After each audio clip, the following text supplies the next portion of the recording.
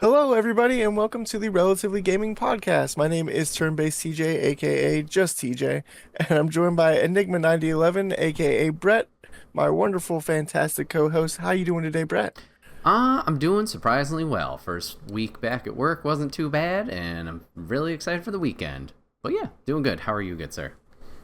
Oh yeah, doing great. As I alluded to before we started recording, KJ Elephant came out with a new song today, so I'm Hmm. very happy because I've just been listening to it on repeat. So Nice, nice, nice, I'm, nice. I'm in very good spirits for sure. Can't wait for the new album because we talk about all things relatively gaming on this podcast, such as sometimes I'm going to mention a music album, even though this is a podcast for I video mean, games. it attaches to a And video as game. such, At least the yeah, true. band. Borderlands 1. Yeah, for sure. But yeah, and as such, we talk about video game news right off the rip. Then we talk about games we've been playing. We have a fun slash dreaded mystery section, which is turning into a quiz section, but we'll see if that holds up true today. Yeah. And then we have a future game section where we just talk about a game that we're excited to play in the future, even if it's an older game. Now, Brett, would you like to start us off with the news? And please take all of the negative news for me so I don't have to be negative today. Certainly can. All right, let's just get it out of the way, folks. We alluded to it last week. The rumors were true. Yes, Artemis, we are all very mad because it's been a very eventful week over on the Microsoft slash Xbox side of things. As Monday, the fucking pin dropped. Xbox layoffs have happened. Okay, now, TJ, because it was a shitstorm for Xbox and a lot of news, I have pretty much broken down day by day this week of what was announced. So folks who are listening or watching, whether YouTube or Spotify, I cite sources. I don't have like this article's from so and so, and then I'm gonna read a big lengthy thing. So I'll cite sources when and where I can. So starting off on Monday, this was dropped by Bloomberg and Jason Schreier, and then also Tom Warren from The Verge. Xbox lays off 3,200 employees. That is 1,600 today, Monday, and there will be another 1,600 over the next year. Double Fine and Compulsion are going independent, so congrats to them, and they retain the rights to their properties. Xbox has sold Ninja Theory and Undead Labs, but we do not know who they are going to or where they're going, rather. And they are looking to sell or spin off Arcane Studios. So that was Monday. We move over to Wednesday, more news dropped. Obsidian Entertainment had pivoted, or is pivoting, to a new Fallout title and canceled multiple projects, including Avowed. That comes from The Verge and Jay Peters.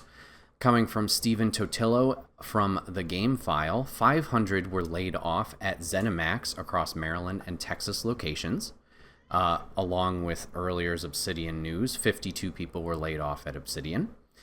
And then, coming from Rhiannon Bevan from The Gamer, 136 people were laid off at id Software, which is 75% of their workforce. This includes the game engine team, and id will be moving to the Unreal Engine and not staying with their in-house engine. This comes just after probably something we'll talk about later, but the launch of Doom: The Dark Ages DLC. And Thursday, Bethesda Game Studios confirmed that there were 50 plus layoffs there. This will affect Elder Scrolls 6, as key members of the team were released then. That comes from Dom Pepiot from Eurogamer. And then in an interesting turn of news, from Ethan Gotch from Kotaku, Asha Sharma will advise Federal Reserve for job productivity and jobs for the U.S. government. What the fuck? Yeah. Go ahead, TJ. I was gonna say because I also have a couple of news Please. stories interjected in there. I wanted to touch on id because I have been playing Doom: The Dark Ages Revelations. It's incredible. Doom: The Dark Ages is incredible. They do incredible work at id. The engine is half the reason that game is incredible as well. So to hear that they're moving away from that engine really is saddening. And yeah, it is over half their workforce. Another source told Game Developer, which is where I got this story from, Chris Carr, that the studio's QA department has been completely decimated by the cuts. One laid-off worker posted publicly on LinkedIn corroborating these claims and expressed anger at the studio being torn apart in service of another reorganization of assets. It says in quotes. But that's not really what I wanted to cover. What I wanted to cover was you just talked about Asha Sharma being tapped by the United States government to help out. So I wanted to talk about Senator Bernard Sanders actually comments on the massive layoffs on Xbox. Even he got involved in it, and his tweet was, quote, last year Microsoft made $101 billion in profits, got a $12.5 billion tax break from Trump, and paid its CEO $96 million. This year, it's raising the price of an Xbox by $150 and eliminating 3,200 jobs. Please don't tell me corporate tax breaks create jobs. It never trickles down, end quote. So I just thought it was interesting that even our government is recognizing, like, hey, we're giving subsidies to Xbox, and they just completely eviscerated their workforce for no reason besides, again, a reorganization of assets, or, hey, it has to be even more profitable. Line has to go up.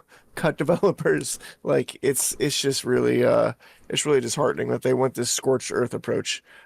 Sorry to take over your news story, but I wanted to interject that. It's a giant one that I figured was going to be shared regardless, because this has been kind of in everybody's zeitgeist in terms of gaming focus and talks and whatnot this week. Obviously, we've been talking about for a few weeks of like the rumors and like the news that layoffs are coming and studios are going to be dropping and stuff like that. And it's just a bummer, as we've said already, that, you know, the people are facing this, losing their jobs and whatnot. And it's super frustrating and confusing. Like you said, how does line go up if you don't have the people to make the line go up, you know, kind of thing.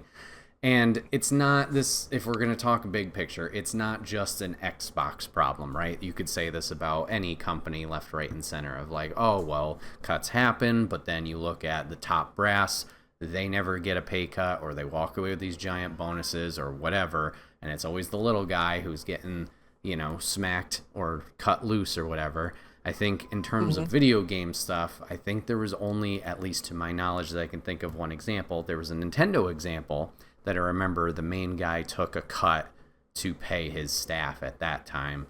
That was a story from back in the day. I'm sorry, I don't know more specifics, but it's like, it's a shame that either... Iwata. Yes, Iwata, thank you.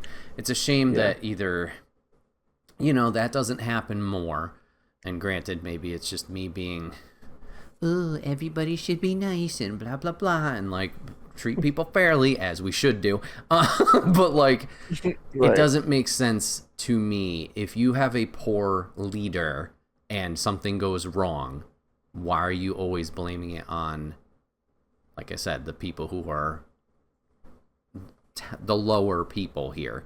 If leadership is bad, then the leader who is leading the others needs to be evaluated. I'm not saying Asha specifically in this, you know, zoomed out example. Granted, she is getting a lot of flack right now, and, you know, some of it deserved. I'm not saying she deserves everything, but in general, if something goes wrong, I feel like the leaders should be having a little bit more accountability than, yes, you can have more money. Yes, you can do this. I'm not saying that the workers are always going to be, you know, scot-free, can do no wrong, et cetera, but that I would feel that's going to be more like of an individual basis. Like, hey, someone's not pulling their weight, talk to said person, they get a warning, hey, turn it around. You know, it's a process, and then if they can't turn around, see you, bye. Same with the leader. I'm not saying, like, first thing's wrong, leader, pa-pow, you know, take him out, but... Right. Something's got to give at some point. It's just awful. If I want to take a grain of salt out of this and be positive, I'm very happy for Double Fine and Compulsion going independent. And, you know, like I said, retaining the rights to their projects. Hopefully they can find success. I know I will definitely be keeping my eyes on what they bring to the table next in terms of releases. Double Fine, I really appreciate what Tim Schafer does outside of Double Fine with... It's after Game Awards, and no, not after Game Awards, after the Jeff Keighley Summer Conference. I am blanking so hard right now as to what that's called. I apologize. Yeah, Day of the Devs. Day of the Devs. I appreciate what he does for indies there and the showcases, and that team does. In terms of their games, I haven't played much. Like, I've played Psychonauts and was late to the party. I'd like to play Psychonauts 2. I didn't touch Kiln, so it's not like I can be over here being like, yay! You know, I can't speak on those things, but I know it's a good team with a lot of tenure. And then Compulsion we've talked about, or I've talked about before, where my connection lies there. I really like South Midnight. We Happy Few, I like the concept, but it didn't click fully. I'm just looking forward to seeing what both teams make next. And hopefully it's something that resonates with me so I can further support it, type of thing. And yeah, as for the rest of the news, the id Software thing sucks, especially with the release of Doom's DLC Monday. This will kind of envelop that story and take over, I think, the DLC's hype. Obsidian pivoting, like you mentioned a few weeks ago, that they're going to focus on key franchises. Hope it works out. I wonder the multiple projects that they are canceling, how far along those were. Like, is it worth... If it was like early stages, okay, fine. But it was like, hey, we've already put a bunch of work into it and we got tech demos and testing. It's like, is that the better move? Who knows? That's their decisions that they have to make. Yeah, TJ, do you have any other following thoughts on this? Because I do have a tangent to go off of on this as well. Yeah, I wanted to go off on a brief Please. point as well. I don't want to get too political on this podcast, but thinking about specifically id Software as well, I believe that most of the employees that didn't get laid off were actually in part of the union where they unionized earlier this year, id Software.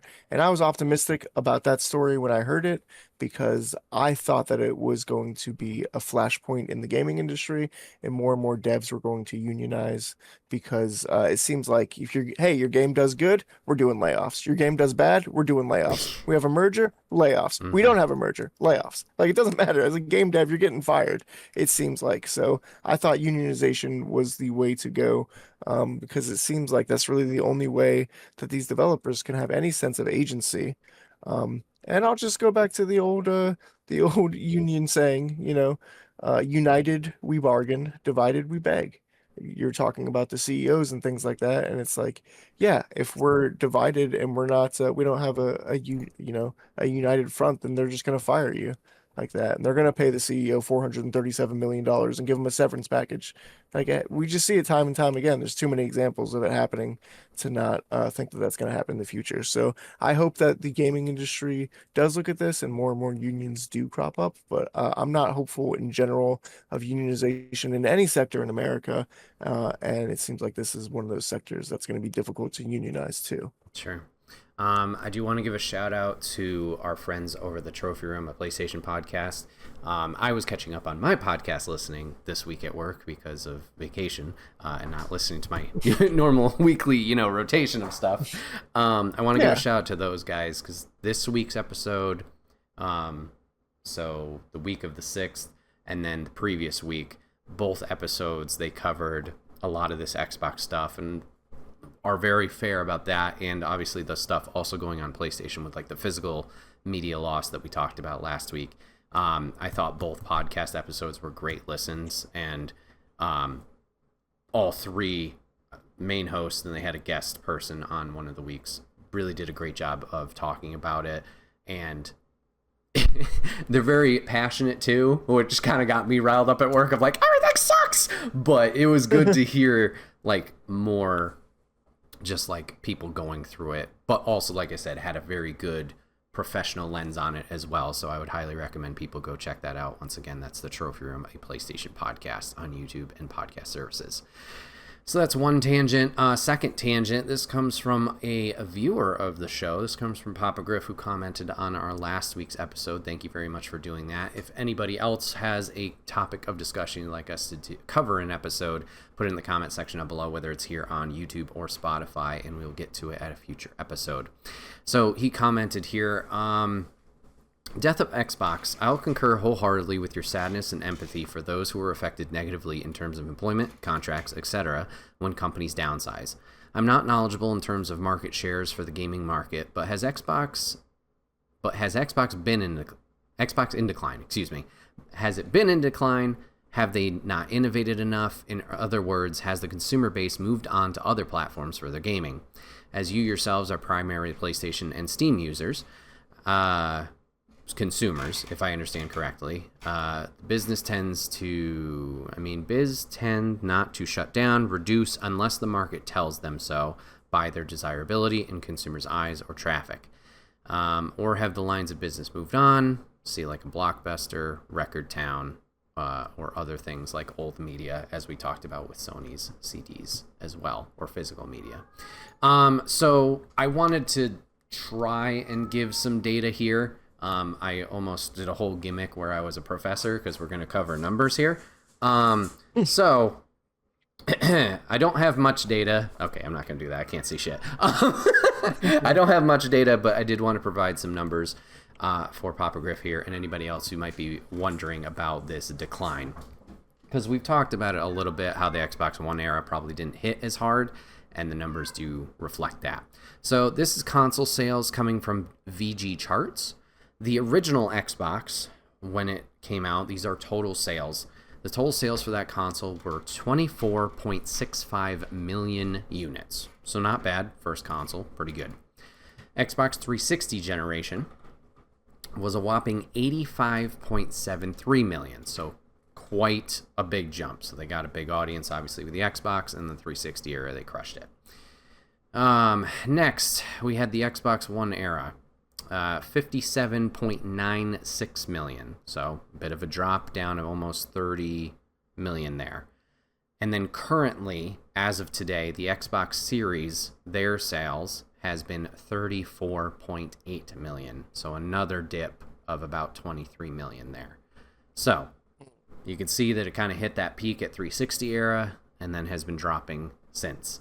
Hard to say exactly what has caused that. I do have some more data here, at least in terms of Game Pass. So Game Pass has been a big push since the Xbox One generation. Pretty much you subscribe, you get a big library of games that you can jump into, including day one Xbox Studios launches. Game Pass subscribers, this is coming from gamesindustry.biz and Alex Forbes Calvin. Microsoft's Game Pass subscription service apparently has around 30 million users. And this is a current article. That's according to the Wall Street Journal, which reports that a person familiar with the situation said that the service boasts in the region of 30 million subscribers. That's well below the 77 million user projection that Microsoft apparently had for Game Pass by 2026, revealed in the legal proceedings surrounding its mega acquisition of Activision Blizzard. So, also there, they have hefty goals of the 77, and they only have the 30. I also tried to get data of like specific Xbox game studios, like releases on the Xbox One generation and the Xbox Series generation. I didn't have a lot of luck of finding it easily. I probably could have if I had more time and spent on it, but do you think in terms of Xbox game studios, now I know it's difficult because mainly a PlayStation user, mainly a PC user, and now Switch user. Yeah. Is there anything that comes to mind when you think of Xbox game studios that they've released in the past 10 years that's like, that's a standout, that will be a system seller, or is like, has that high prestige for you?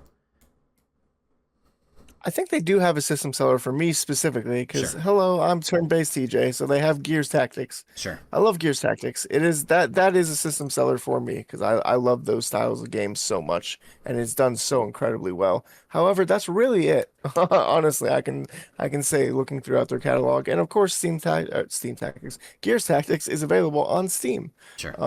Like Microsoft has most of their games on Steam. So yeah, I don't really know that they have that prestige anymore. I thought Halo Infinite was gonna be that game. I was really hyped on Halo Infinite when it was coming out. I remember watching all the trailers and the dev interviews and stuff, and then I played it when it came out. I played the multiplayer. I played it for about a week, and then I got bored. And it seemed like the devs didn't really have any response, and they weren't really updating things, and it kind of stagnated. And yeah, I don't know that Microsoft, like I said, has that pull anymore. I mean, I had a 360 as well. That was like my foray into that was my first foray into non-Nintendo consoles, actually, was I bought a 360 and I finally wanted to experience what everybody else was playing at the time. And it was great. But yeah, I watched a 45-minute video, I think. It was sent to me by Mike, so I'll have to remind me. But it was about the downfall of Xbox and Mm. Microsoft. And this video essayist proposed that perhaps it started with the Xbox One, when they said it's going to be always online, it's going to come with a Kinect bundled, it's going to do all this. And then by the time they disentangled the Xbox One from the Kinect, it was like a year later, Mm. and it was still more expensive than the PlayStation. And so it was like trying to play catch up at that time. And then PlayStation just really had a good lineup of games from their first party studios at the time. And Microsoft just really had no answer to that. And they just got blown out of the water in Xbox One, and they've been playing catch up ever since, was Mm. basically the premise of the video. Mm. And I kind of agree. I think maybe that was the beginning of the end, was the Xbox One era. And that, because they were, I think the PlayStation 3, correct me if I'm wrong, did catch up to 360 sales at the end of the life cycle. Probably. But for the majority of the life cycle, the 360 was the dominant Correct. Yeah. console. Yeah. They were And so they went from having that dominance and popularity, yeah, to just fumbling it in the next generation. And I think that's really what happened. Do you think the Xbox One era is still looming over Microsoft? Or do you think they've gotten past that by now? I would have hoped they got past it, but no, I think what you just said, I wholeheartedly agree with, because I was an Xbox One user. I bought that launch with Destiny, which Destiny's not a first party, but that was the reason I was there. And going from 360, one just made the most sense of like, this is my ecosystem. So yeah, I'm going to jump into the Xbox One side of things. And then as duh, you can tell I've jumped over to the PlayStation economy or ecosystem rather, because I didn't feel like they had those things on the Xbox side that really were appealing. I was burnt out of Halo. I was burnt out of Gears. Forza, while great games that I can acknowledge, not my cup of tea. I'm also trying to think of what other Xbox exclusives there were, because a lot of the titles that I specifically had played and that I can think that come out and are popular are multi-platform, whether it's Xbox to PC or, all the consoles. So like, for me, an example that comes to mind was Killer Instinct. Killer Instinct was exclusive to the Xbox One generation. I think it's also on PC. Yeah, Didn't have a strong enough PC, so I it mean, is. yeah, console wise, I'm gonna play it there. So that's one that comes to mind. Capcom had an exclusive Dead Rising with Dead Rising 3, but Capcom That's is right. third party. That is not Microsoft Xbox Game Studios. So there's that. And then, yeah, when it comes to the series, I'm really blanking. And I'm sure there's probably people who are more passionate or involved in the Xbox Series ecosystem that can say, like, oh, this is from a first-party studio and was really, really good. Everything that just comes to mind for me, I'm like, it's everywhere. It's a third-party, second-party type thing where it's not Xbox specifically putting it out. Like, even the parties that they do own, for example, the acquisition here they talked about in the article of Activision. You still get your Call of Duties everywhere. They didn't make that exclusive. You still have Overwatch, which is still kicking from Blizzard. The World of Warcraft stuff, I don't think that's gone to console, but like the Blizzard, at least that's them. You have Forza's now cross-play, or rather over cross-platform. Gears, at least Reloaded, is over there. Halo's about to be over there.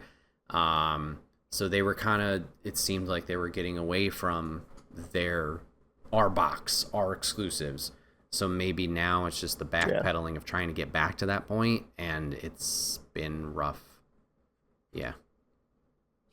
Now, do you think when Microsoft purchased Activision back in the day, Sony I said back in the day, it was like a couple years ago. I mean, Sony came forward and was very litigious about it because they argued that Call of Duty should always remain multi-platform, and Microsoft was like, "Hey, we're not doing that." Sure. And to their credit, they haven't done that. Even though they own Activision, they have not made it an Xbox exclusive.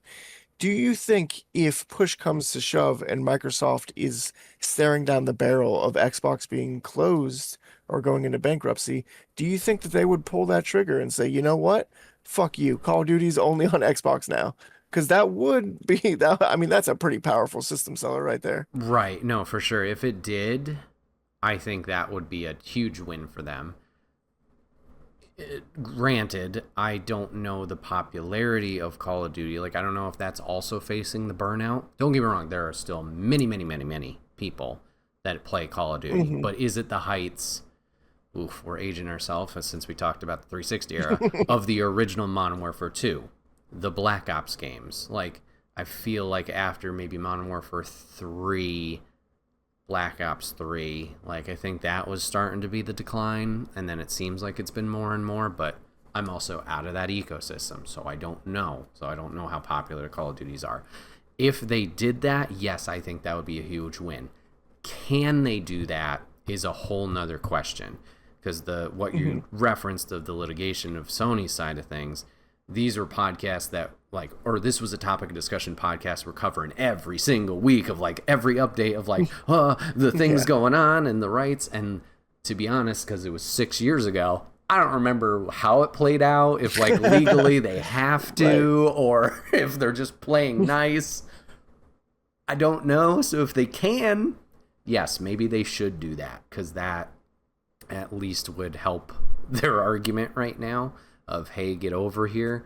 Not to reference Mortal Kombat, but oof, man, it's hard to say, like, would it be too little too late? But that certainly would help, yes, if, once again, they could do that.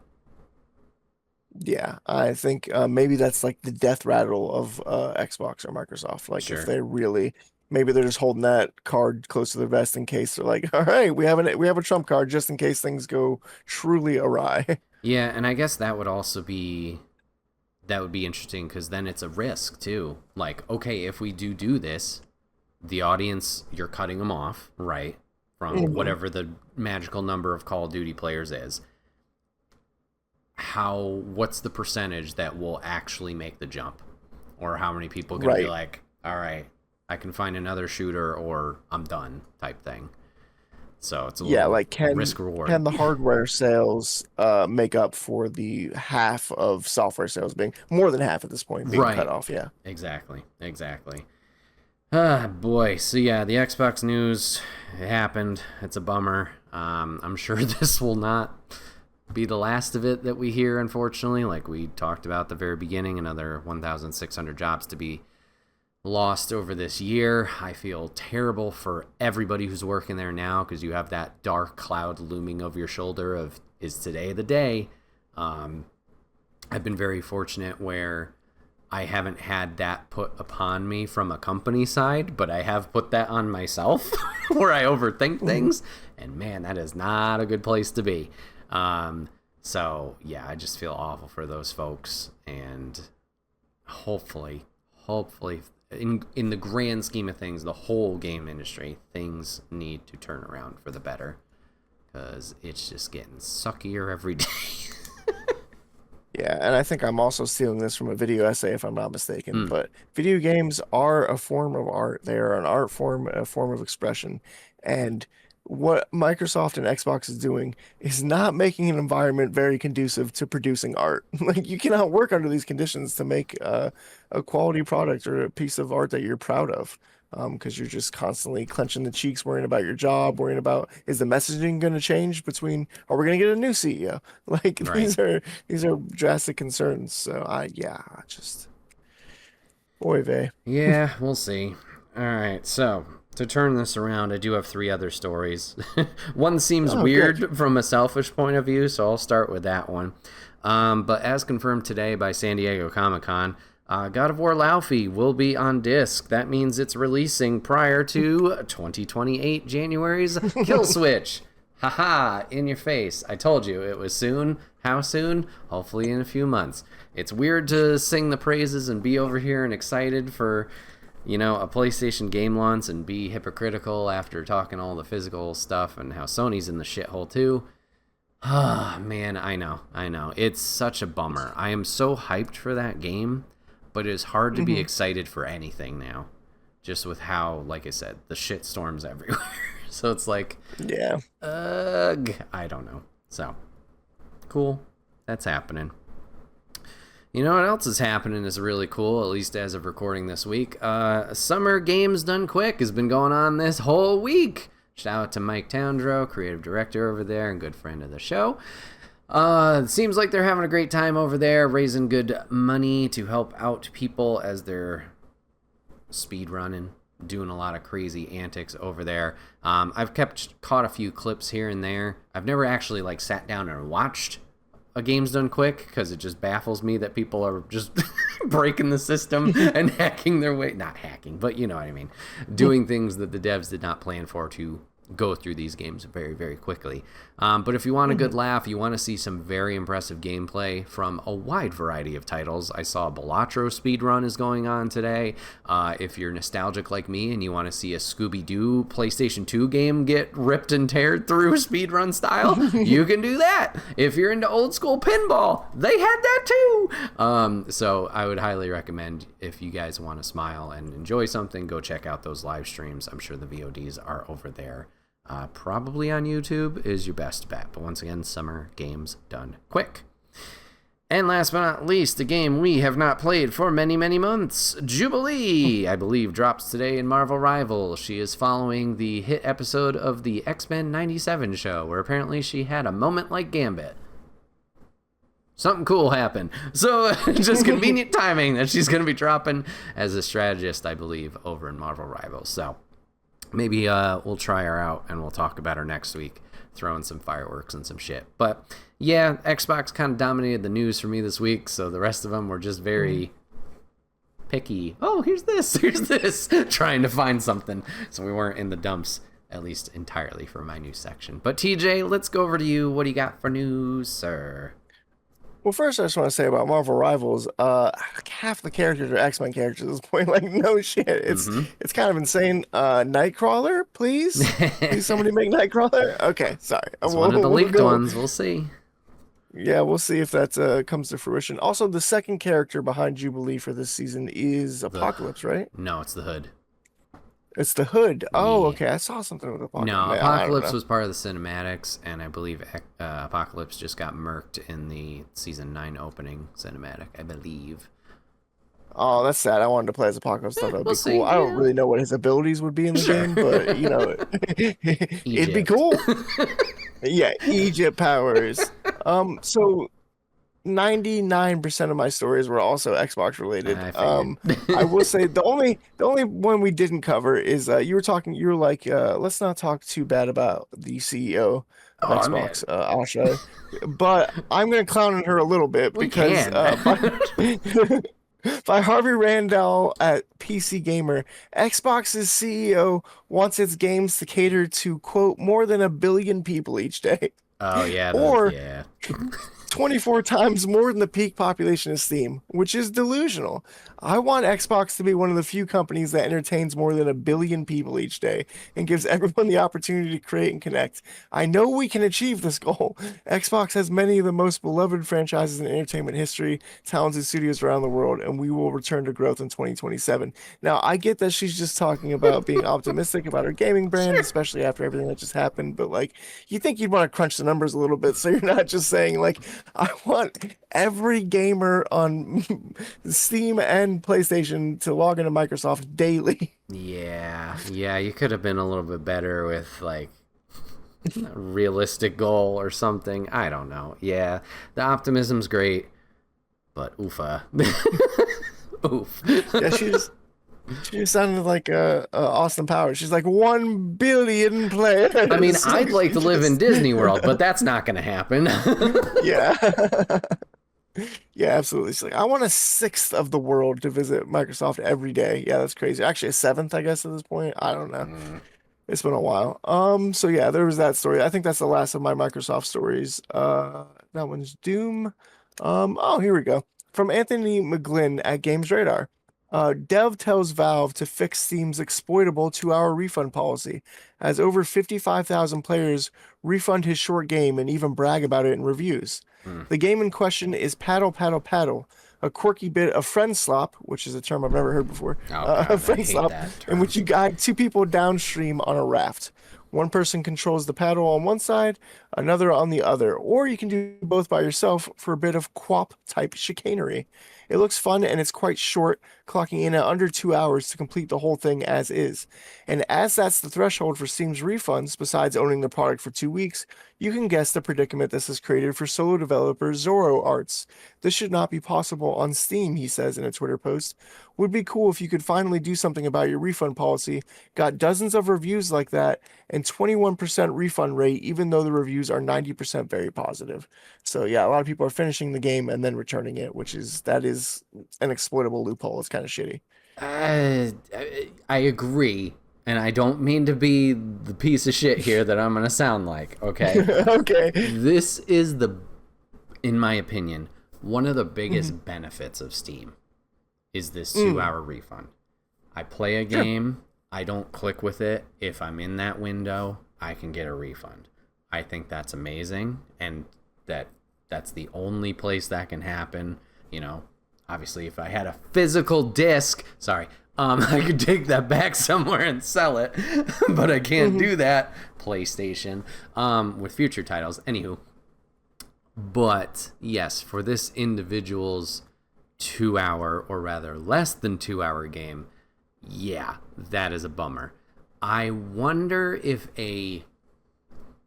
what's the term you add to a law or you modify it a little bit? Addendum. Amendment.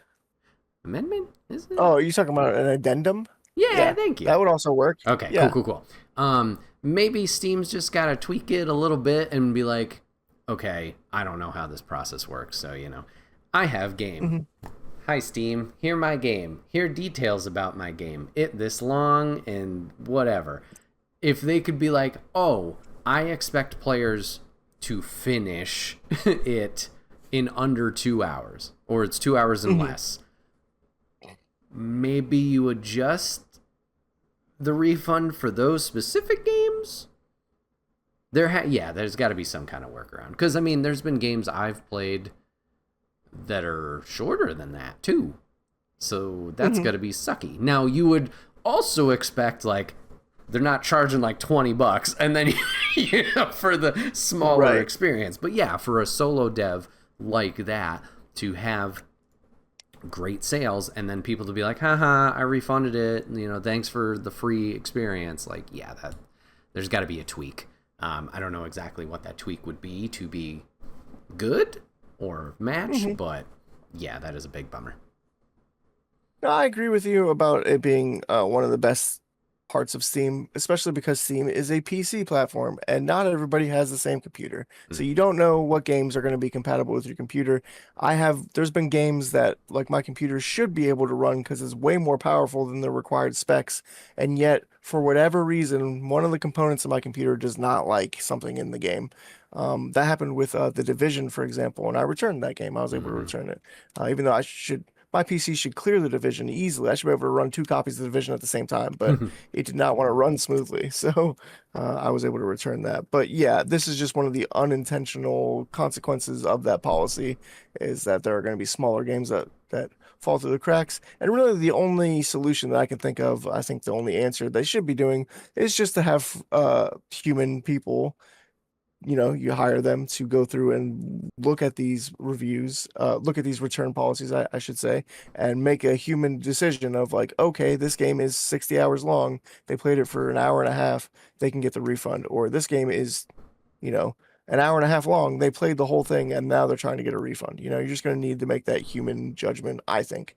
But of course, that requires paying employees. So sure, and you also have to be it's equal across the board. You can't have Tim over here giving everybody a refund and then Natalie's more stringent, Yeah, true. Shit, I really wish I would have got Tim today. Damn it. Or did you ever watch the Dungeons and Dragons movie? No, I want to. I've heard good things, but No, I haven't watched it. Oh man. Go Okay. ahead. Well, I'll do the opening bit. I won't spoil it or whatever. But he's giving basically like a parole speech, like he's Hmm. trying to get out of prison, of like why he's doing good, and he keeps stopping every 5 seconds to be like, "Is Jonathan gonna show up?" Or I just feel like Jonathan would really appreciate my story. Hmm. So yeah, I feel like that would kind of be the case with Steam. It's like I really hope I get Tim to return my game. Is Tim gonna be here to review it? Or... But yeah, anyway, I just thought that was interesting. Little Yeah. loophole in Steam, an interesting story. Hopefully they can patch that out Yeah. for sure. What else do I have? What else do I have? Oh yeah, 6 days after its controversial announcement about plans to abandon physical discs in 2028. Have you heard about this, Brett? Oh, I've heard about it. Of PlayStation PlayStation posted it on social media again, but the post was about a completely unrelated subject, course it was. making fans even angrier. PlayStation has been under fire nonstop since the July 1st announcement, and its last post on Twitter received multiple community notes and thousands of negative comments. After a record-breaking silence on social media, PlayStation's first Twitter post was a promotion for Sony's brand new Fight Stick, which, by the way, does look pretty good, I Yeah. must admit. The post reaches millions of views in a very short time and currently has over 40,000 comments. However, almost none of the comments and quoted reposts are about to promote a product. Most people are calling out the company for trying to move on and act as if nothing had happened after announcing one of the most controversial decisions in recent gaming history. Hmm. What do you think about people just taking over this post to complain to Sony? Good for them. I didn't have it. This is just a semi-tangent news story. Did you see what CEO of PlayStation did? Hiroki Totoki? I did not. I did not see that He story. Yeah. sold over half of his shares and walked away with 47 million. So that's cool. Thanks, dude. God damn it. Always a good sign when the CEO is like, time to pull the ripcord. You guys are on your own. Always a positive sign for the business. Yeah, that's great. Sorry. So going back to the fight stick, good for people for voicing their opinions. I know they have the petition going on. There's like 200,000 signatures. I know people are canceling their PlayStation Plus subscriptions. I appreciate the fight. I am so thankful for people who I see that are like-minded, who are not happy with this and are trying to fight back. It just sucks when I'm like, I don't know if it does anything, my guy. Hmm. Yeah, the fight stick looks cool. We've known about the fight stick for ages. Same with that little monitor that's got the hook that charges your controller and stuff like that. Yeah, PlayStation, probably not the best move to start advertising more. I think the PlayStation Summer Sale also just started today, so I'm like, God damn it. So, yeah, good on people. I'm proud of you. Yeah, I agree. I think this is just one of the only outlets that people have to voice their concerns and frustrations. But yeah, I don't think that. I sincerely doubt that the new CEO of Sony's going to be like, "Holy shit, Ben on Well, Twitter is yeah, the mad. CEO We is got to still change our there. policy." The PlayStation CEO is still He there. is. He just sold a He bunch just of sold his stock shares. and made a bunch of money. Okay. Yeah. So Hiroki's still there, and they still got the two VPs or whatever the fuck they're called. Yeah, nobody's left. Okay. He That would just be a bigger red financially flag. is Yeah, left. he's like, Yeah. okay, bye. Yeah. No, he's just divesting himself personally, financially from the company. Yeah, which before is stocks not great. drop, and then he can't sell them for as much. Yeah. Yeah. Um, let's see. I got two more stories, both Nintendo related. Pokemon Winds and Waves will reportedly feature the most new Pokemon ever introduced in a generation, Huh. according to a new leak. While this Gen 10 leak doesn't go into specifics, it claims that over 300 new creatures will be added in Pokemon Winds and Waves. Damn. Fans may want to take this leak with a grain of salt Yeah. for the time being, because it would be almost double the previous biggest new Pokedex size in franchise's history. According to the Pokemon leak aggregator account Centro Leaks on X, aka Twitter, Pokemon Winds and Waves will have the highest number of new creatures ever added in a Pokemon game.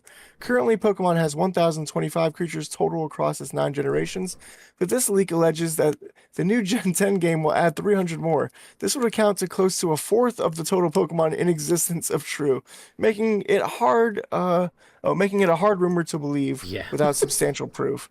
However, Central Leaks claims they have verified the information independently with other sources, giving the leak slightly more credibility than usual. So, something to keep out for. Perhaps I could see this being the case, perhaps, if Nintendo really is like, or Game Freak, I should say, really is like, we need a hard reboot of Pokemon, and we're just gonna throw everything at the wall, and we're gonna have trash bag Pokemon and ice cream Pokemon, and we're gonna do the damn thing. I just had a very evil thought. What? How many creatures are in Pal World? Do you think they just take all the Pal World creations? I think there's exactly 300. That would be perfect.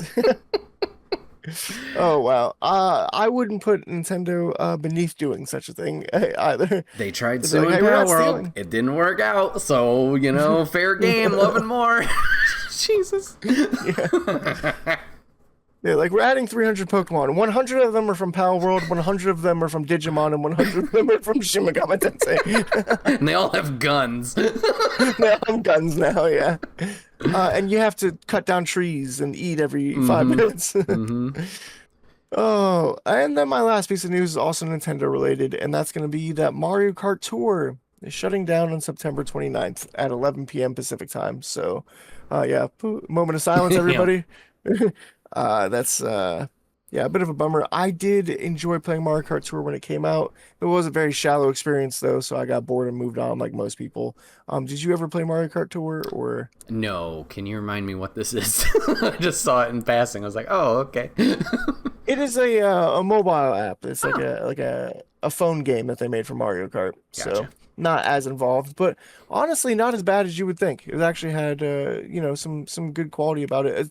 There's actually some stuff in Mario Kart Tour that they've since taken and put into some of the DLC of 8 Deluxe and now into Mario Kart World, some of the ideas and stuff. So not a bad game, honestly. So a little sad to see it go. I don't think Nintendo really has their heart in the mobile section anymore because what do they have? Mario Run. They had this, and they had Fire Emblem game, technically, right? Pokemon Go, technically, yeah. Even though that's that other company, and then Game Freak. I guess you still have what's that other game?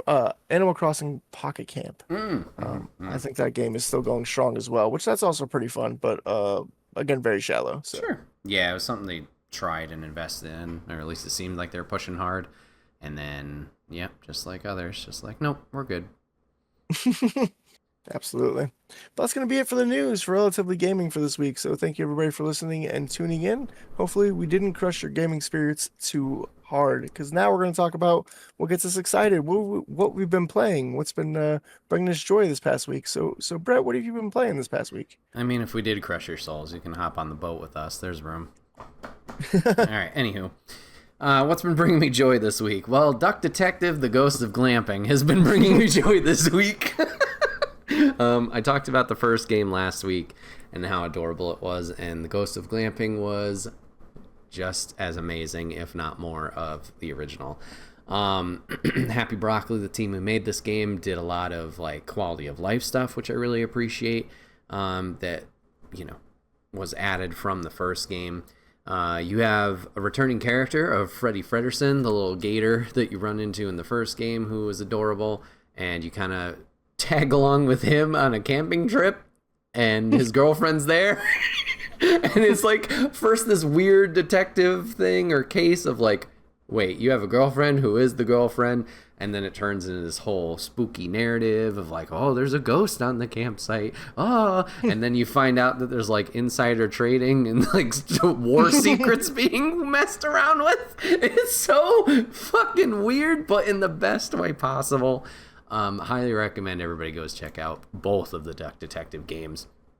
This one's similar runtime to the first one, 2.5, 3 hours. I think I beat it faster than the first one, but I had, obviously more of an understanding of how things were going and was paying attention a little bit more of the story elements and stuff. So really enjoy that. I hope they make another one, to be honest. I know they're moving on to Apple Crumble, but hopefully they go back to Eugene and the Duck Detective and we can follow up on his story. We did get a teaser also at the end of this one, which I won't talk about too much just in case of spoilers. But yeah, I was closing up stream and then a cutscene happened and I went, what was that? So yeah, there's potential. But Ghost of Glamping was fantastic. Absolutely loved that one. TJ, did you have any thoughts? Because you did enjoy the first game, Secret Salami, it seems. Yeah, I really enjoyed watching the games. I don't know if that gameplay style of guessing the words and the names in the correct order is for me in particular, but I did enjoy watching it and seeing you get through all those guesses and stuff. So it was definitely a very pleasant experience. And go check it out. If you guys haven't seen Enigma's stream, the VODs are up, I'm sure, and they're great. It's a lot of fun. Oh, thank you. So jumped into that. Also, I played this the day after last week's recording, but I jumped back into Kingdom Hearts 2 for a little bit of nostalgia run. I was very excited for the Kingdom Hearts collection, obviously the Kingdom Hearts 4 news, minus the AI cover. And I was like, you know what? I haven't played Kingdom Hearts 2 in forever. I replayed through the first one a few months ago and really liked it. And in starting up Kingdom Hearts 2, I have realized I have not replayed this game since the PlayStation 3 collection, because I have no trophies on the PlayStation 4 collection. So I was like, wow, it's been a long time. So I've been enjoying my time with it so far. God, that tutorial, while I like it, it is long as fuck with Roxas. I think it took maybe 3, if not more, hours to get through, just to get back to Sora and start off with the Land of Dragons. So I'm not super duper far into this game. I played it a little bit more last night, finished the Land of Dragons, finished Beast's Castle, and I'm now moving on to Hercules and Olympus. But yeah, it's been a very nice nostalgic run to go back through it, just kind of remember the flow and the combat and what's involved. While I really enjoy Kingdom Hearts 1, obviously being the first one, and the super nostalgia factor there, what they evolved in terms of combat and Sora's skill set in 2 is like one of the biggest reasons I love this game. There's obviously the difference in moves of what he does in terms of attacks and more combos and rapid fire stuff, but then also on top of that, the drive forms where you can not fuse with a different character, but you use a special magical form and outfit with Sora to give him even more crazy combinations and moves that he can do. So early on you get Valor, where you get 2 Keyblades, and you can whip both of those around. Later on I'll get Wisdom form, where you kind of skate around and glide everywhere, and you shoot like bullets out of your Keyblade from there. And then there's 2 more, maybe 3 more. I think it's 2. After that get even more insane.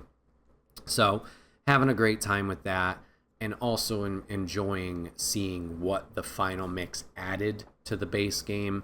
There's silly stuff like collectibles where you can get puzzle pieces and kind of arrange those to unlock more items, or there's also different cutscenes that they've added. There's going to be bonus fights similar to the first HD remix that I'm looking forward to tackle and seeing how much I get my ass whooped.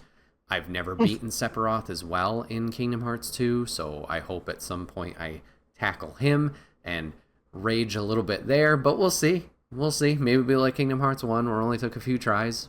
Granted, a lot of grinding and leveling up prior to get ready for that, but semantics. It's been a good time, and I'm looking forward to playing more of Kingdom Hearts 2 on stream as well. And then, last one, I'll make sure I say it correctly this week. Final Fantasy VII Remake has continued.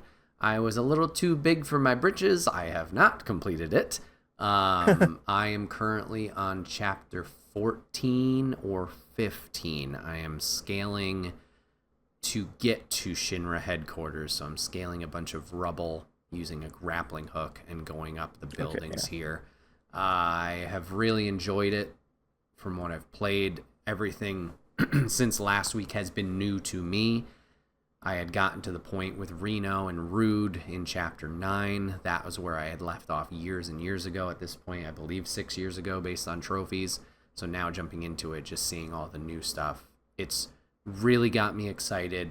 The elements that are added, I assume, to this in comparison to the original with the Wisps really is making me question what's going on, why are they here, and wanting to figure out that mystery, Hmm. as well as making me excited to jump into Intermission, which is the DLC included in Intergrade, and then jump into Rebirth afterwards. We had talked about it last week where I was like, I'm going to go right to Rebirth, and then I forgot about the DLC. So I will do that. I also was debating Crisis Core, which is like a prequel game that covers more of Cloud's origins as well as some other characters. From what I've found online, it seems like Crisis Core, while retooled and remade, similar to obviously these ones, might spoil some elements in Rebirth and maybe even Revelations. Oh So wow. I might wait on, or I will wait on that one. If someone Hmm. is listening here and that's not the case and wants to give me more info, please do so. But I think after Intergrade, or rather Intermissions DLC with Yuffie, yeah, I'll be going into Rebirth afterwards. But I'm getting more and more excited as I jump through FF7 and go through that. Yeah, looking forward to, hopefully, maybe I won't lie this week, finish it for next week. Because, yeah, Chapter 9, we joked about it on stream. Chapter 9 took forever. It was super long. Not a bad chapter, but in comparison, it was like, holy crap, we're still going? Damn. Yeah. But, yeah, that's just what I wanted to shout out this week. TJ, over to you. Seatbelt is strapped. I'm locked in. Tell me what you've been playing. Well, I do want to comment on Final Fantasy Please. VII Remake as well, and to say that I haven't played any more of it. So I'm still on Aw. chapter 17. I think I played literally maybe for 30 to 45 minutes to get from chapter 16 to 17. Like it switched over chapters, and I was like, oh, that's a good stopping point, and then I never picked it back up again.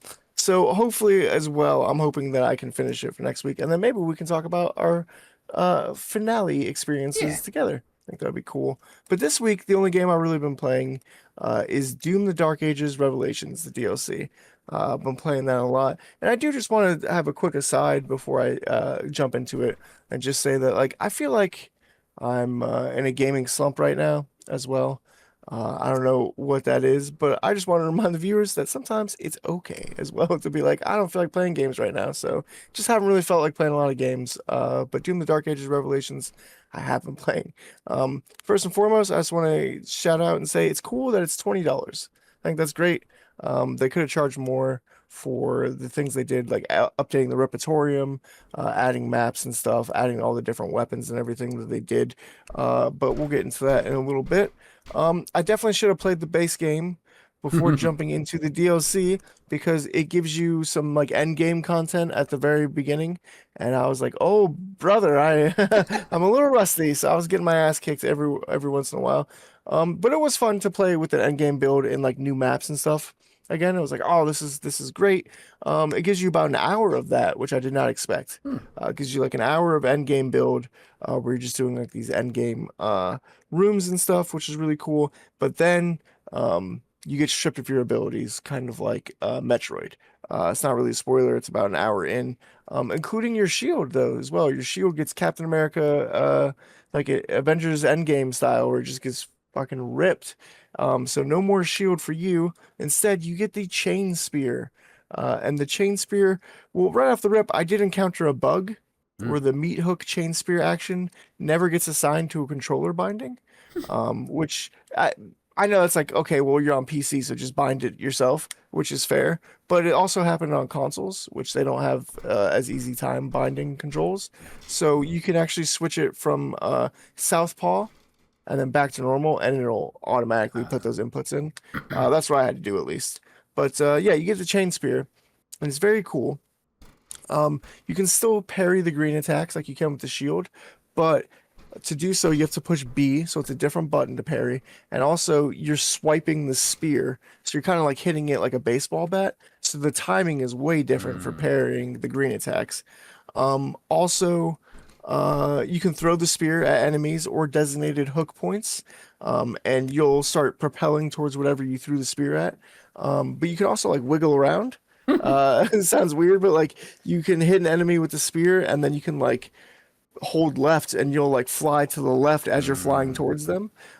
So one, it's very easy to accidentally yeet yourself off a cliff because you'll, especially because the throw spear button is, I think it's RB, or sorry, LB or LR, one of the two, and it's the buttons. This whatever button was that throws the shield, and if you played Doom: The Dark Ages, the throw shield button is like a free action basically because it'll kill all of the small minions for free when you upgrade the shield. So I'm constantly spamming that button. Not only will it kill the minions for free, but also if you get your shield stuck into a bigger enemy, it'll like shield like the saw will go into their chest and it'll stun them for like 10 seconds or something. So I'm constantly just throwing the shield like it's Captain America time. And yeah, now that button is the spear. So like my reflexes are every time I see an enemy, I throw the spear and then I'm like, oh shit! Now I'm flying through the air, I'm like launching off cliffs and stuff. It's really hard to break myself out of that muscle memory. But I'm working on it.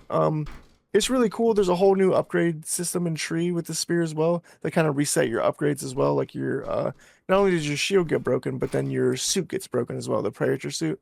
So you have to upgrade those entirely from scratch, including your health, your armor, and your ammunition all over again. So it's basically like starting a new game. And the spear has some cool abilities that you can upgrade. For example, you can get empowerment points. So uh the button that used to block with the shield now is a dodge. Hmm. So you can dodge with the spear. Um, and so if you do a perfect dodge though, you'll get empowerment points and that will turn your spear red once you get enough of it.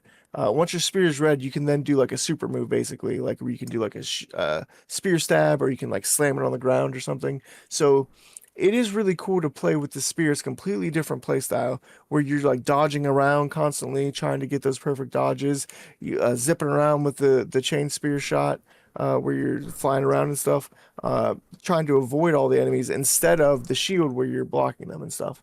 And I thought that was going to be the rest of the game. I thought it was just going to be this is the chain spear show. But luckily, after about an hour of that, then you get the shield back. Your shield does get repaired, and then you can swap between them whenever you want, which is really cool because there's a lot of cool puzzles that have different elements. There was one where it was like a catapult, and like you had to reposition the catapult with your shield, but then like pull a lever with your spear and be able to shoot yourself. So a lot of cool stuff with that. I've only played maybe for like 3 hours or so, I think in totality. So I'm not like super far into it. As far as I can tell, it's about a 10-hour experience. You could probably do it in 8 if you're really beelining through. But if this is anything like the Doom: The Dark Ages experience base game, I'm gonna play through it again on a harder difficulty.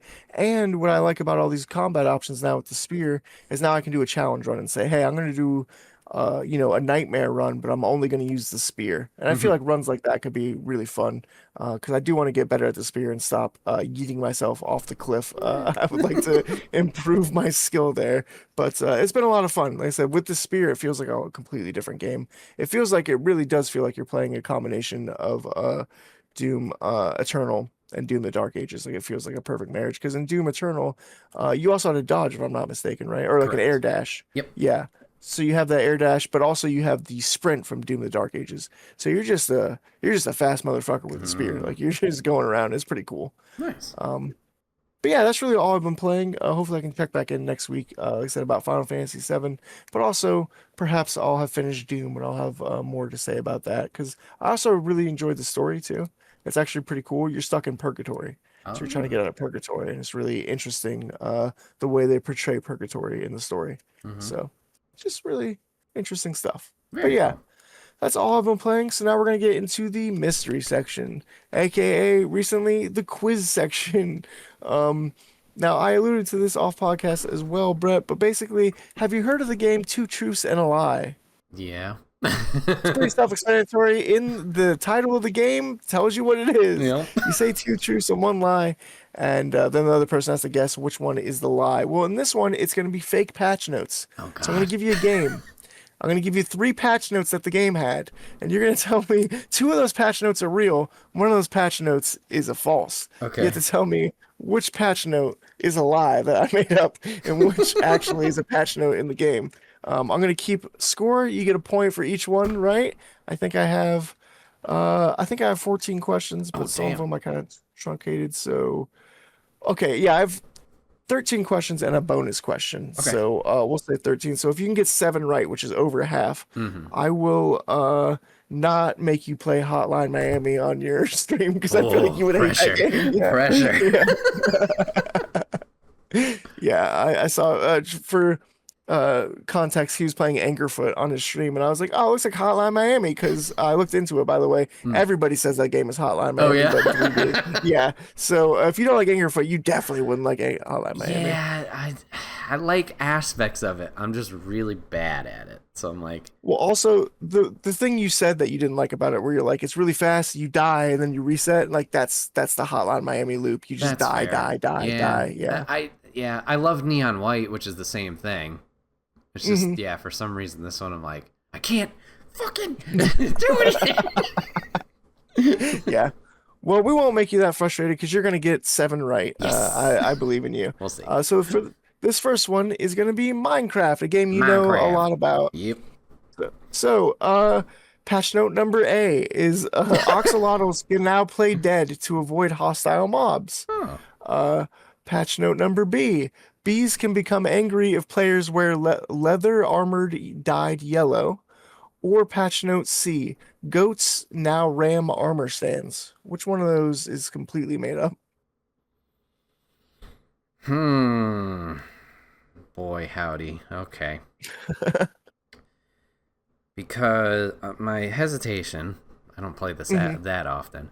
I'm also wondering because PC and Xbox, because Mojang, I don't know, however you say it, is a Microsoft owned property. And PlayStation, we kind of get the short end of the stick, and we get things way later. Like we had the old like crafting benches and inventory system and everything for the longest time, and those guys are over there all upgraded and stuff. I believe the goat one. The goat one makes me laugh, so I'm gonna believe that one. The one that I'm questioning right now is the leather, because I don't remember dyeing leather. I know obviously you can dye wool from flowers and cactus and lapis lazuli or whatever the fuck. But I don't know if you could dye leather. But that also seems like something they could have, finagled in these more recent years. The axolotl one's funny too, so I want to believe that one. So I'll go with my gut, and I'll say number B is the false patch note. You got it correct. It is number B. You cannot dye leather in Minecraft. That is not a thing you can do. I'm surprised you knew that actually, because I did not know that. That was something I learned. I do not know shit about Minecraft. Yeah. Round number 2, we're gonna go with Skyrim. Ooh. So patch note number A: NPCs will no longer permanently become hostile if struck by a loaf of bread. Patch note number B: fix an issue where he's just laughing over there. Patch note number B: fix an issue where dragons would fly backwards while landing. Oh. Or patch note number C: dead bodies may occasionally continue to stare at the player. Oh, man. I'm sorry, just in terms of phrasing for A, it was permanently be mad? Yeah, they will permanently become hostile. Yikes, I haven't played Skyrim in a while. I wonder if Papa Griff would know this one. Because I know, obviously, if you cause shit in a town, yeah, you're going to get, the guards after you and stuff. But I don't know if that's permanent. I would think maybe. That would be cool. The loaf of bread is more of just like, you did something. It's just funny that it's the bread, Yeah. Let's see. See, my gut was also like, I think it's B, but would you put 2 B's in a row? I don't know. This is our conundrum with multiple choice of, there's too many C's. I gotta change an answer here. Oh, he's metagaming. He's metagaming. Yeah. The dead people following your eyes one would just be funny. I don't know if they would patch that out or patch it in. I'll go with the gut again. I'm going to see dragons flying backwards. It was actually the loaf of bread one. Ah, damn. Was it just you were close. Not a loaf of bread? It's just something different? No, it's the permanently hostile. You were right on that to harp on that. Track. You can, nobody will be permanently mad at you in Okay. Skyrim. You can make people, Good to know. absolutely. Round three, a game you're very familiar with, so you better get this right. Uh-oh. League of Legends. We tell jokes, folks. Lanes. MOBA. A champion's laugh can no longer interrupt another champion's dance animation. Okay. B, fix the bugs where Nunu could become invisible after eating a specific jungle monster. Oh, Nunu, my favorite character. Okay. Or C, fix an issue where Timu could become permanently invisible after standing still. Timo, is that where that came up? I thought that was an Amazon thing. Sorry, Timo. Oh, Timo, okay. Temo, yeah. I'm gonna go with the laugh and dancing thing at A. It's actually number C. Fuck. Timo is supposed to always become invisible. Okay. So it's supposed to happen. TJ, do you know my experience with League? Did you play once, find out what the community is the saltiest motherfuckers on the planet, and then leave? Not even that. I played that Pokemon spin-off League like maybe a few times, aka 3 matches, and then stopped. I wish you liked so for context, when Bret was in North Carolina, I showed him a television show that I'm very fond of called I Think You Should Leave, and he did not find it funny, which is fine. Sketch comedy is it's very subjective. I liked Mad TV, for example, and that show is not funny. So but anyway, there's a skit on there where he's like in the car and someone's like, "Don't you know how to drive?" And he goes, "No, I don't know how any of this works, and I'm fucking scared." That's how I felt when I was playing League. I was like, "I don't know how any of this works, and I'm fucking scared." And I typed that in the chat, and they're like, uninstall the game. Yeah. And for once, I took their advice. I said, "Okay." Thank you. Yeah. Thank you for saving us all time. I uninstalled League after that, yeah.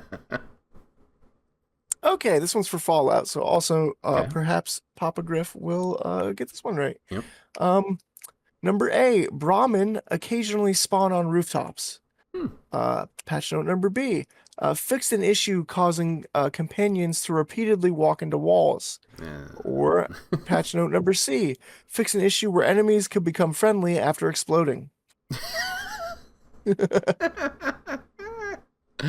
Okay, B is the most obvious Bethesda answer ever, because Bethesda shit is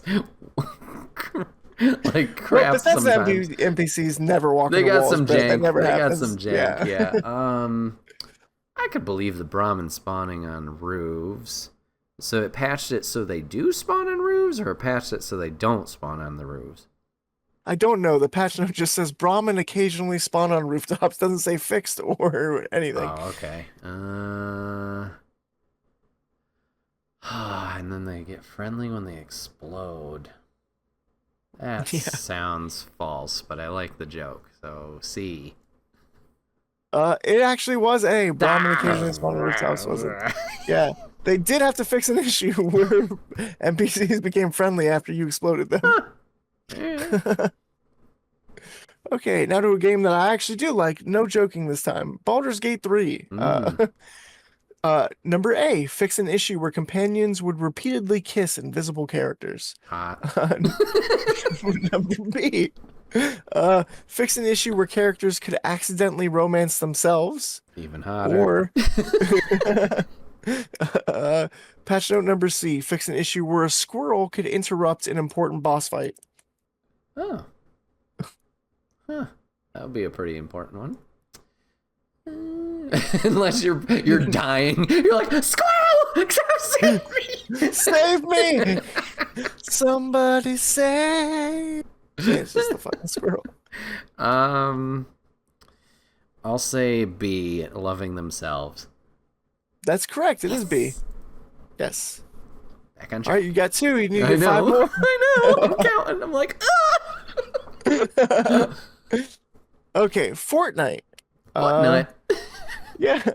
Patch note number A. Chickens no longer attack players wearing certain cosmetics. Okay. Option number B. Vehicles can no longer launch into orbit after hitting shopping carts. Or is it C? Players can no longer become invincible by repeatedly petting wolves. Oh. Hmm. I'm trying to remember about the chickens. I remember running into chickens, but I can't remember if they attacked or not.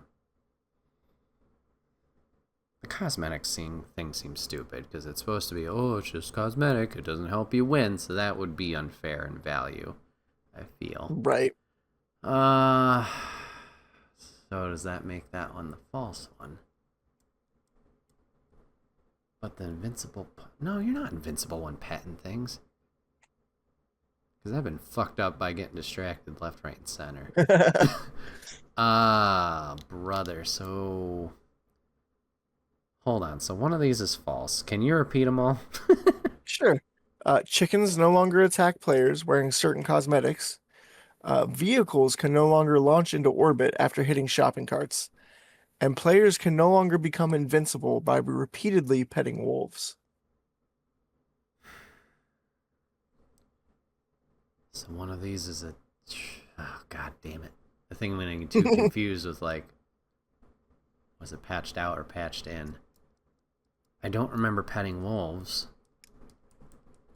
But the chicken cosmetic thing. Go with your gut. A. It was petting wolves. Fuck You it. should have gone with your second guess. You were on that. Okay. On to Elden Ring. Elden Ring patch a game notes. I've put many hours into. Yes. Patch note number A. Fix an issue where Torrent could disappear after certain cutscenes. Oh, great. Torrent's the goat horse. horse. Yeah, thank you. Yeah. Patch note number B. Fix an issue where enemies could attack through fog walls. Or patch note number C. Fix an issue where summoned spirits would occasionally fail to disappear after a boss was defeated.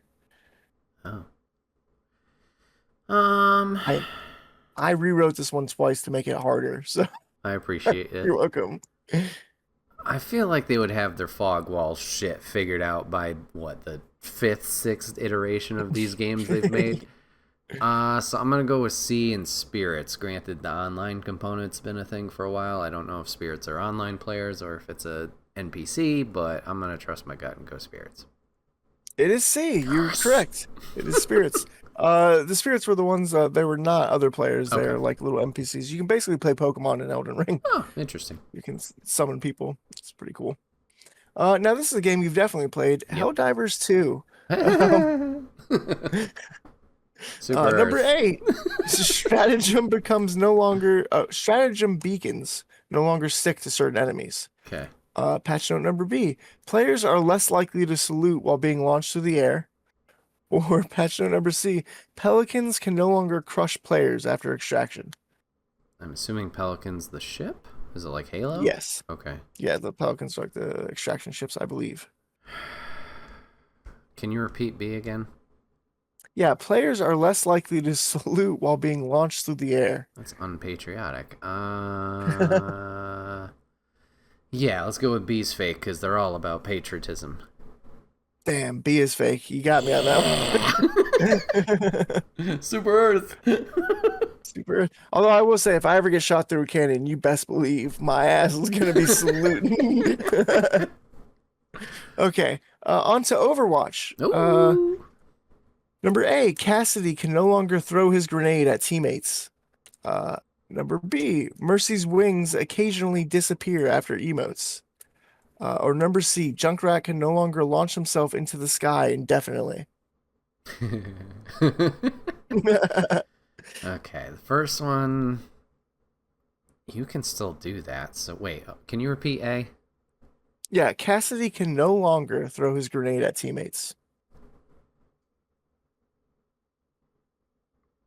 I have to go with that one. That one doesn't make any sense. Because, like, what if there's an enemy near your friend? You can't do anything. Right. It's like, Yeah, no, that's correct. And you're at 5 now, so you just need 2 more. Just need 2 more. You're coming back.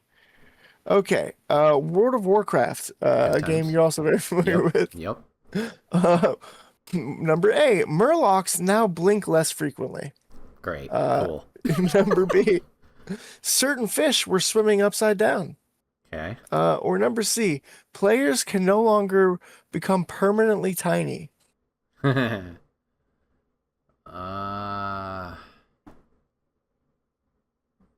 The first two seem so stupid. Well, more specifically, the first one. The fish You gotta upside down. It's imagine. a fantasy world. Who gives a fuck? It's 20 years of patchiness to pull from, mind you, so there might That's be some pretty true. stupid ones, yeah. Which is why the super tiny being permanent is the stupidest of them all. I'm gonna go with C. It was actually A. Murlocs blink less Who frequently. cares? Nobody Who's gives a watching shit if them they're blink? blinking. Yeah. Okay, on to Animal Crossing. Uh, A. Villagers no longer clap endlessly. Uh, B. Cockroaches have improved pathfinding. Or C. Balloons can no longer fly through buildings. Which one of those is true? So this isn't a specific Animal Crossing. No, I pulled these from all Animal Okay, Crossings. because I was gonna say, if it's one of the like, have you ever seen Actually or played a game like that? No. What Someone is who the reads a premise? sentence and you have to go actually, and then like this component was, or this tiny detail was incorrect and you correct it. So I was gonna be Oh, okay. actually with that second one, because in New Horizons it's tarantulas that are those sons of bitches that are chasing you down. Oh yeah.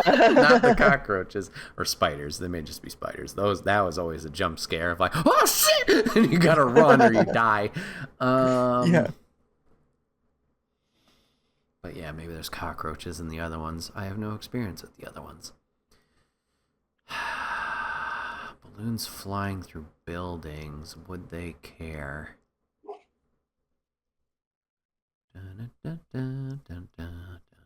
Sorry. I'll do balloons. See. It was the cockroaches. You were on the right track. Shit. Yes. Okay, here's one for Cyberpunk 2077. Cool. Number A, fix an issue where NPCs could duplicate after sitting on benches. Cool.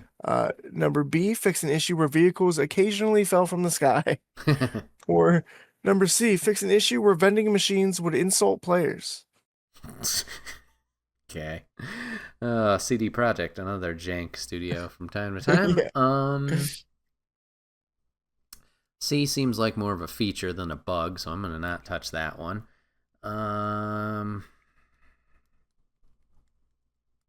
Let's go with the Are you duplicating sure? on the bench, A. It was Tried to C. help me. Damn it. Yeah. I was thinking about it. I was like, are you sure you don't want to? Yeah. Yeah, I made, there's vending machines do not talk to players in Cyberpunk. I made that up. It's the future. I figured maybe. True. It's a safe bet, honestly. I think there's already vending machines that talk to people today in 2026. So, Yeah. Grand Theft Auto 5. Cool. Okay. Uh, Okay. A, fix an issue where NPCs could become trapped while attempting to flee from mountain lions. Yeah. B, fix an issue where players could launch bicycles hundreds of feet into the air after colliding with curbs. Or C, fix an issue where barbers would continue cutting hair after the customer had walked away. That's their job. What do you mean? I'm gonna go A. It was C, the barbers. They gotta make their It's okay. money somehow and pay bills. It's just a new customer. It's like a revolving door. All right, well, we're down to you've got 4 questions left. Okay, And I you gotta need, get 2. You need to get 2 of them right. Yeah, you need Yep. to get a 50% chance on this. And technically, you really only have a 33% chance. So good luck. Cool. We're all counting on you. Yeah. The Sims. A, Sims will no longer appear to wash dishes in upstairs bathrooms when a kitchen sink is available. B, babies can no longer become stuck on rooftops after being moved with build mode. Or C, Sims will no longer react negatively after witnessing themselves on fire.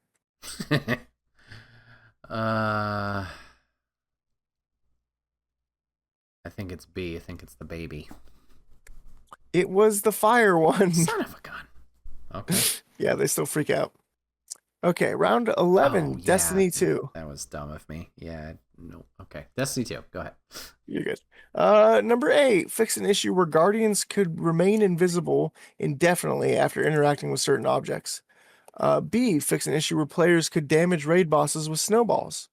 Or C, fix an issue where ghosts occasionally refuse to revive players because they were busy. A, please. It was C. They were not busy.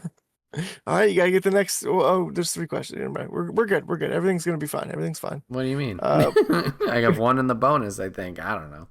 yeah. Pokemon Scarlet and Violet. Okay. A, fix an issue where trainers could fall through the world during certain battles. Hmm. B, fix an issue where Pokemon occasionally stretched into unusually large shapes during cutscenes. Or C, fix an issue where Magikarp could learn fly. I'm going with B. I know it was broken for some, but I don't remember any stretching shit. It was Magikarp learning Ah, fly. It was C. Okay, so there's question number 13 and then the bonus question. So right. I miscounted before. So yeah, you can still technically win. Okay. World of Warcraft again. Oh, refund. Yeah. A, fix an issue where some mounts could run underwater. B, fix an issue where players could remain dead while participating in dance contests. Or C, fix an issue where thousands of critters could spawn in one location under rare circumstances. Hmm. I'm gonna go the mounts underwater. A. That is correct. Nice. Now you just need to get this last one correct, and you That's can the avoid bonus for a Hotline reason. Miami. Yep. Yes, it's the bonus one, and this is going to be across all Bethesda games. This is called the Bethesda Great. Special. Yeah.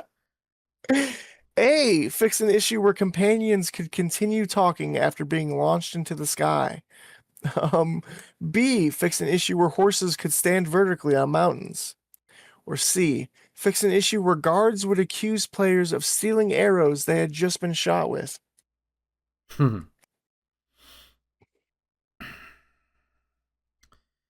feel like anything can happen while you're talking to him, just in the background. The world's living. So I don't think it's that one. The arrows make it funny. I could see that. So I'm going to go with my gut. I'm going to say no horses standing vertically. I know there was a glitch in Skyrim where you could take your horse and climb fucking mountains, but I don't think Yeah. it was vertically standing. So your answer is B? Yeah. That's correct. You got it right.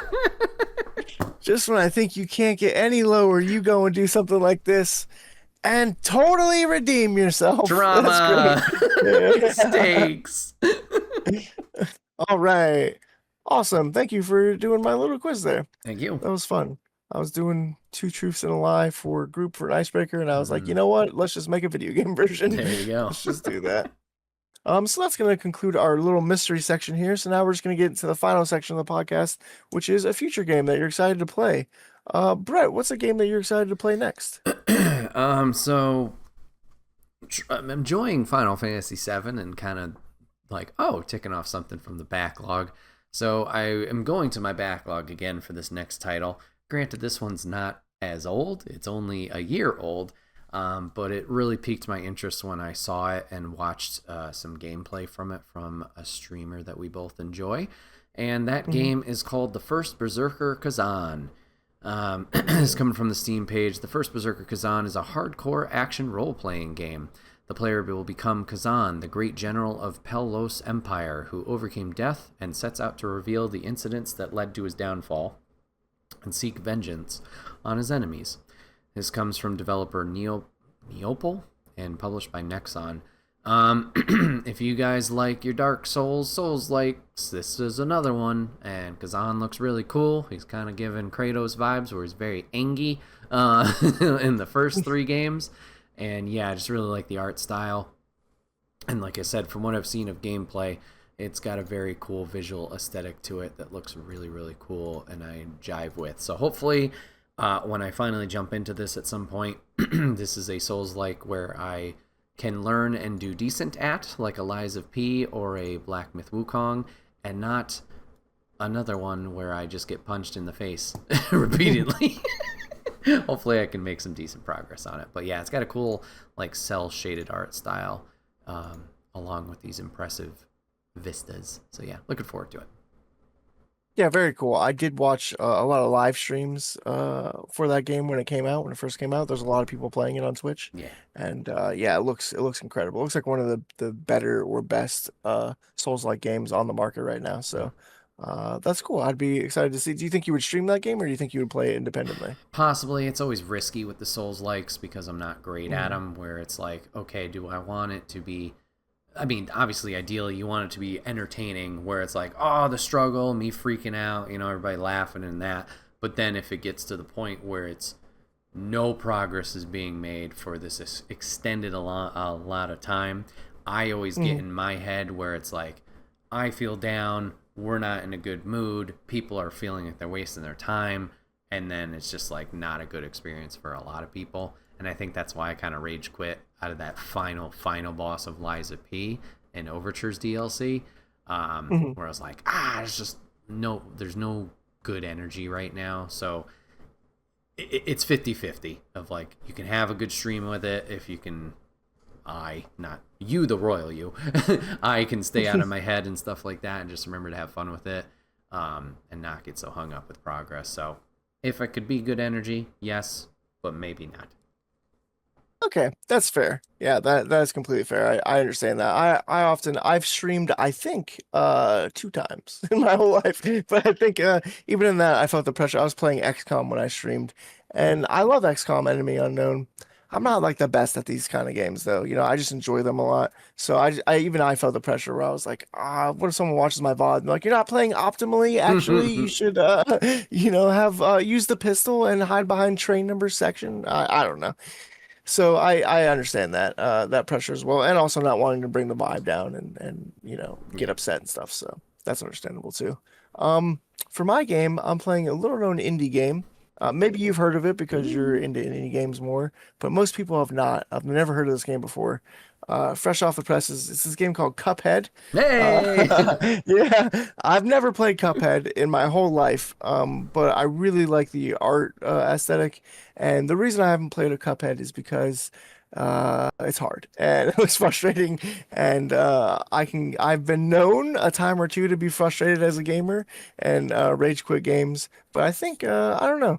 I think something about Cuphead, I'm like, you know what? I think I need to give it a chance finally and fully. There's that sequel coming out. There's like an 8-bit game coming out as Yeah. well, and then they're coming out with another game too. So I kind of want to get into this whole Cuphead ethos and universe. I did watch, did they make a TV show based off of Cuphead? Yeah, I believe it's on Netflix. Yeah, I actually watched that Oh, and cool. I enjoyed it. I thought it was good. So I should definitely give the actual game a shot, especially if the storylines are kind of similar. I like that aesthetic of like that weird like 1930s style devil depiction, in Yeah. the rubber hose animation style. I think that's pretty cool. So Very cool. I'm very yeah. excited for you to jump into that. Yeah, that is a game I absolutely love. Streamed that 10 years ago at this point and somehow made it through, but yeah, that was a good one. That's another one where it's like risk reward. Am I gonna get too frustrated at it? And that was one that I was like, Yeah. yeah, it worked. So Yeah, I'm sure once you beat those bosses, you're like, oh yeah, yes, oh like, yeah. get that feeling. Get that rush. But yeah, that's going to be it for the Relatively Gaming podcast this week. Thank you, everybody, for tuning in. We appreciate you if you watch for 5 seconds or for 5 hours. That's fantastic. If you have any comments, questions, emotional outbursts, or concerns, please leave them in the comments below or subscribe so you can see when we put out an episode next week and like it. But otherwise, that's it for us. We will see you in the Las Yungas cloud forest in northwest Argentina. Goodbye, everybody. The fuck?